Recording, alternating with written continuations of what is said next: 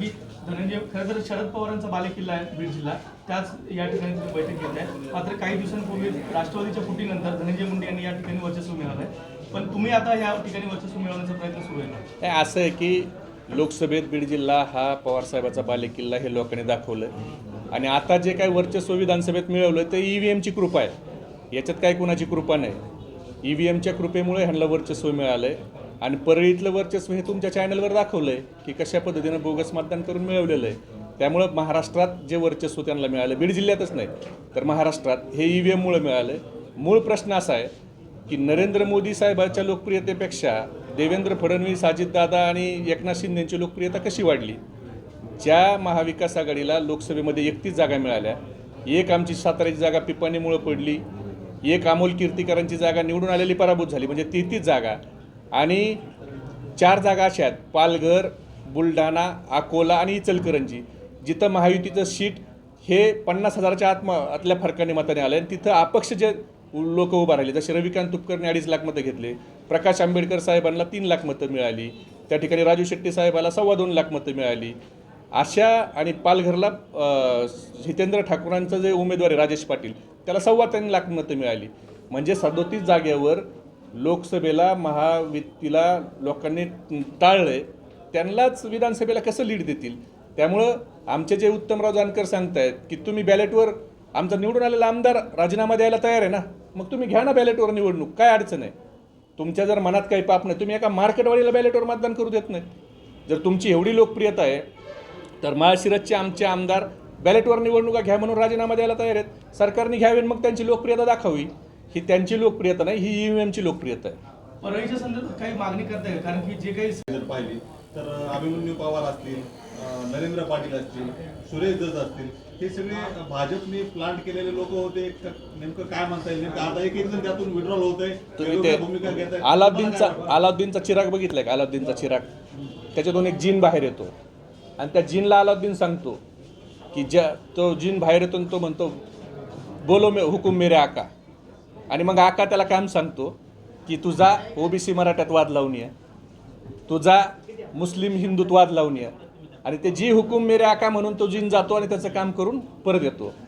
त्यामुळं आता असेच एक अलाउद्दीनच्या हातात एक चिराग आहे, त्याच्यातून असे जीन बाहेर निघतात.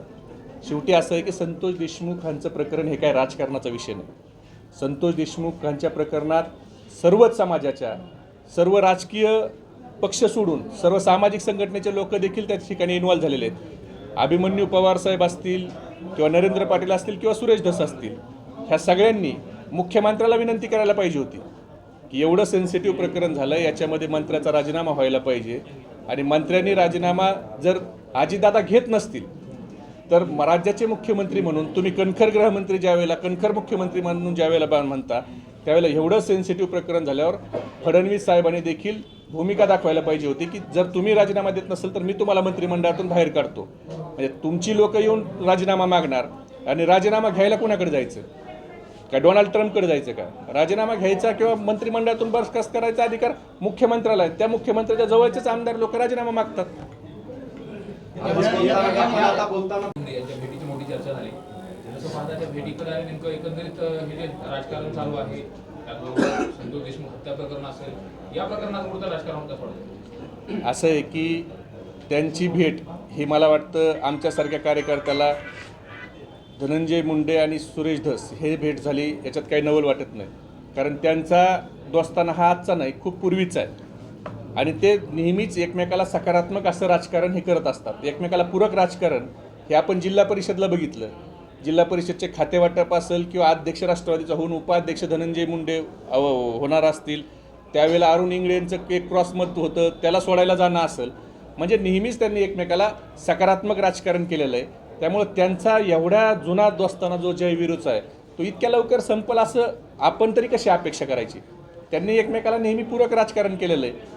शेवटी दाखवणं राजकारणात वेगळा पार्ट आहे, पण त्यांचं आतली मैत्री जसं बावन्नकुळे साहेबांनी सांगितलं की 4.5 तास ते दोघं एकत्र बसले होते, हे मी म्हणत नाही तर बावन्नकुळे साहेबांनी सांगितलं. आणि 4.5 तास दोघंही खूप इमोशनल आहेत. म्हणजे आता दोघंही खूप इमोशनल आहेत म्हणजे त्यांचं इमोशनल, त्यांचं प्रेम हे बावन्नकुळे साहेबांनी तो उघड्या डोळ्यांनी बघितलं असेल. आता 3 तासात पिक्चर संपतो, 4.5 तास नेमकी काय चर्चा झाली असेल हे आता विचार करायला पाहिजे याच्यावर. व्हॅलेंटाईन प्रेम त्यांचं पहिल्यापासून आहे, पण त्यांची भेट ही व्हॅलेंटाईन डेला झाली का त्याच्या अगोदर झाली हे अजून बावन्नकुळे साहेबांनी सांगितलं नाही. पण ते म्हणतात 2 भेट झाल्या. बावन्नकुळे साहेबांनी एकाच भेटीचा संदर्भ दिला 4.5 तासाचा.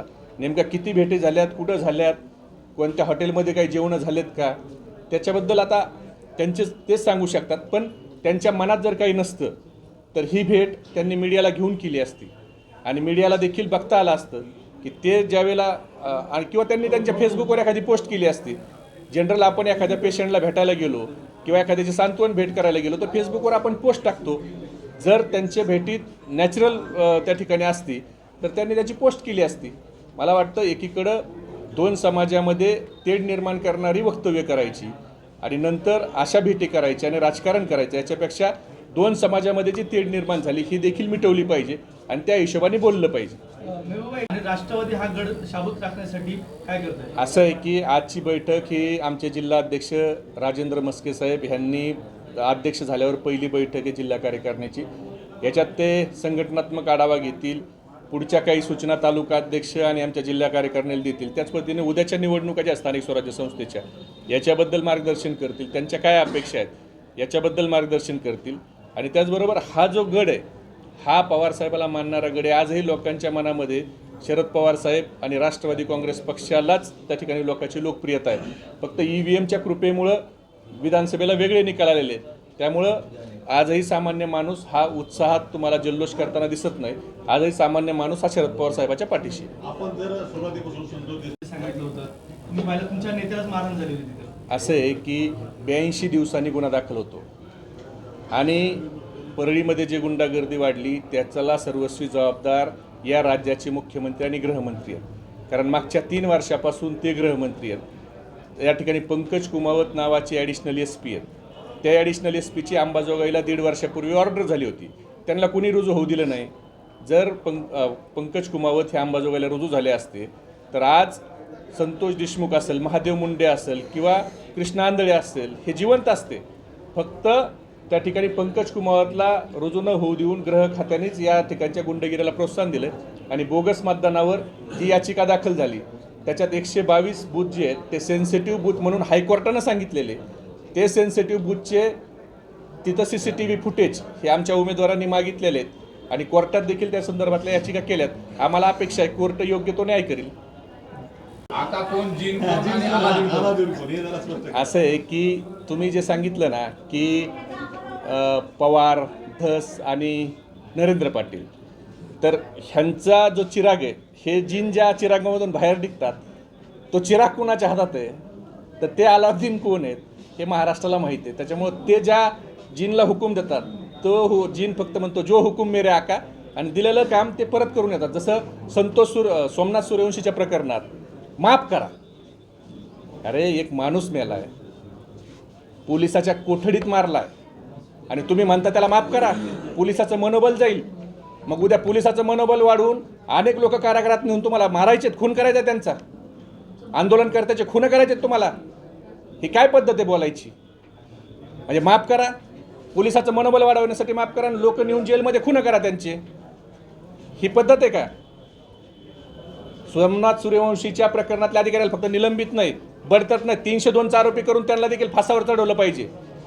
शिकलेला मुलगा मेला, त्याच्या आईचं स्टेटमेंट तुम्ही ऐकलं का? त्याच्या आईला जाऊन सांगताय की वडाऱ्याचं पोरगं कुठं दगड फोडणारं कुठं मरत असतं काय हार्ट अटॅकनी, आणि फडणवीसांच्या विरोधात बोलून त्यांची मनं जिंकवायची आणि परत त्या ठिकाणी त्यांचा घात करायचा. ही मी सांगत नाही, त्या आईनं चॅनलवर त्या ठिकाणी मुलाखतीत सांगितलं. ही राजकारणाची पद्धत आहे. किती माणुसकी सोडून 2 प्रकरणात वेगळ्या भूमिका घ्यावा. शेवटी याला देखील काही मर्यादा आहेत. अशी ही बनवाबनवी जास्त काळ चालत नाही.